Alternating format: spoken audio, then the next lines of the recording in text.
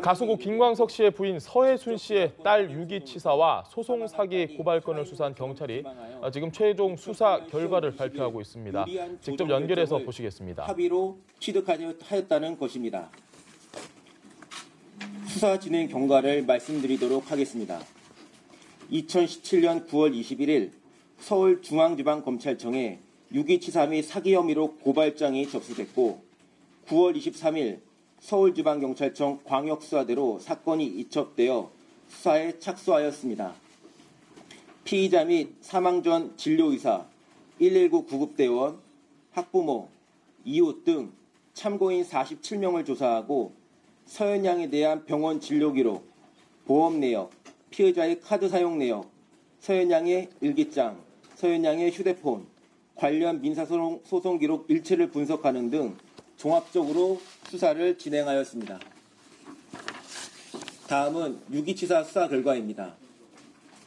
서현 양은 지적장애 2급으로 가복기 증후군이라는 선천적 질환을 앓고 있었으나 타인과 의사소통에 장애가 없었고 서현 양과 대면한 경험이 있는 참고인들은 피해자가 지적장애를 인식할 수 없을 정도로 의사표현이 뚜렷하다고 진술하였습니다. 휴대폰 통화, 휴대폰 문자 내역에서도 서현 양이 친구, 지인들과 활발하게 의사소통을 하였음을 확인하였으며 피의자는 서현 양의 유전질환 검사와 치료를 위해서 지속적으로 국내외 유수병원에서 진단을 받아왔고 생활기록부 등 학교 기록과 교사, 학교 친구와 학부모 진술, 일기장, 휴대폰 문자 등으로 모아 피의자가 평소 서현 양을 방치한 정황은 발견되지 않았습니다. 서현 양은 2007년 12월 14일부터 12월 18일까지 기말고사에 응시하였고 12월 18일, 12월 20일, 12월 21일 세 차례에 걸쳐 학교 인근 병원에서 단순 감기로 진단을 받아 치료를 받은 바 있습니다.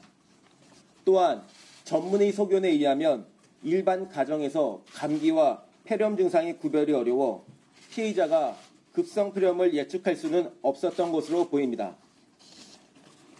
다음은 서현 양의 사망 시점에 대해서 말씀드리도록 하겠습니다. 2007년 12월 23일 05시 14분 119 신고가 접수되었습니다. 05시 35분에 119가 도착했고 05시 41분경 아주대병원으로 구급차가 출발을 하였습니다. 05시 58분경 아주대학병원으로 구급차가 도착을 했고 이 사실은 모두 저희가 119 구급 일지와 아주대 병원 기록을 통해 확인하였습니다.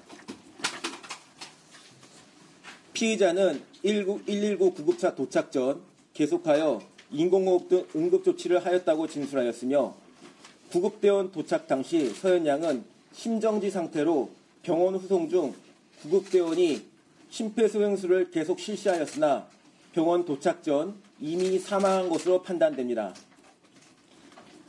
구급대원이 구급차 안에서 심폐소생술을 계속 실시한 이유와 관련하여 당시 구급대원은 심정지 상태여도 심폐소생술을 실시할 경우 소생하는 경우를 여러 번 보았고 심정지 상태라도 사망 후 증상이 명백하지 않으면 응급 상태로 모아 인공호흡을 실시한다고 진술하였습니다. 부검 결과 사인은 폐질환, 미만성 폐포 손상을 동반한 화농성 폐렴, 이물질 흡입이었고 혈액에서 감기약 성분이 검출되었습니다. 이러한 사항을 종합하여 판단한 결과 피의자가 서현 양을 유기했다는 유기에 대한 고의 및 범죄 사실을 인정할 만한 증거를 발견할 수 없어 불기소 혐의 없음 의견으로 결론을 내렸습니다. 다음은 사기 수사 결과에 대해 말씀드리도록 하겠습니다. 2005년부터 고소인 측에서 피의자 서현 양을 피고로 하여 저작권 등 지적재산권이 고소인 측에 있다는 지적재산권 확인 소송을 진행해 오던 중 2008년 6월 26일 대법원에서 원고, 고소인 측 전부 패소 판결을 한 후 사건은 서울고등법원으로 환송되었습니다. 2008년 10월 20일 환송된 서울고등법원에서 피의자가 서현 양의 사망 사실을 법원 상대방 당사자에게 알리지 않은 상태에서 원고가 모든 청구를 포기하고 비영리 목적의 김광석 추모 공연 등에서 무상으로 음원을 사용하도록 한다는 취지의 조정 합의가 이루어졌고, 이로 인하여 소송은 종결되었고 확정되었습니다.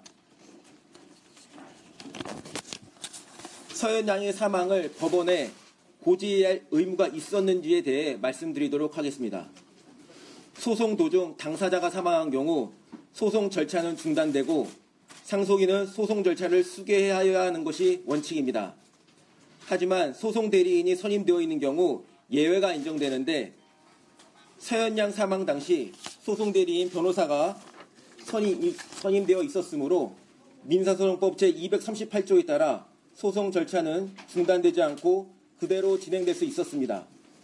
그리고 대법원 판례 역시 상속인은 소송 절차를 수기할 필요, 즉 의무가 없다는 입장이었습니다. 따라서 피의자가 서현 양의 사망을 법원에 고지해야 할 의무는 없었던 것으로 판단됩니다. 다음은 서현 양의 사망 사실 고지 여부가 사기죄의 기망행위에 해당되어 판결에 영향을 주었는지 여부를 말씀드리도록 하겠습니다. 재판의 쟁점은 1996년 김수영 고소인의 부친과 피의자 간에 체결한 합의의 효력에 관한 것으로 전체 소송 기록을 검토할 결과 서현 양의 생존 여부, 서현 양의 생존을 전제로 한 사항이 재판 과정에서 특별히 주장되거나 쟁점이 된 적이 없었습니다. 그리고 서현 양 사망 당시 소송 대리인 변호사가 선임되어 소송 절차가 중단될 필요가 없었습니다.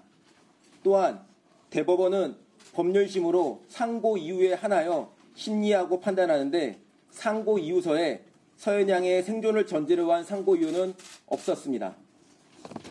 조정은 고소인 측에서 먼저 비영리 목적의 김광석 추모 공연 등에서 무상으로 음원을 사용하기 위해 법원에 신청하였고, 이러한 점이 법원 조정 절차에 반영되어 조정 합의가 이루어졌습니다.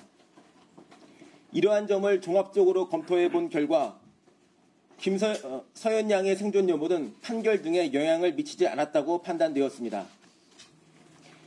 조정 합의 과정에서 적극적으로 서현 양이 살아있음을 주장하거나 서현 양의 생존이 조정 합의의 전제 조건이 되지 않은 상황에서 피의자가 소극적으로 사망 사실을 숨긴 것이 사기죄의 기망행위로 볼 수 없어 증거 불충분으로 불기소 혐의 없음 의견으로 결론을 내렸습니다. 경찰은 피의자에 대한 유기치사, 사기 혐의에 대해 모두 불기소 혐의 없음 의견으로 검찰에 송치하였습니다.